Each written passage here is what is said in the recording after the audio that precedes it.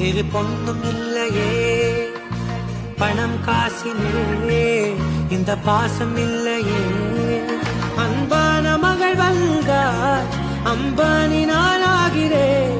இந்த இன்ப மகாராஜ பெற்ற புது ரோஜ எலிசபெத் ராணியின் பேட்டியே தாயே தாயே மகளன வந்தாய் தந்தை சிந்தை நலமுற வந்தாய்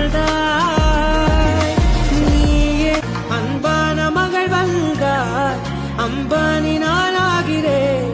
இந்த இன்ப மகாராஜ பெற்ற புது ரோஜ எலிசபெத் ராணி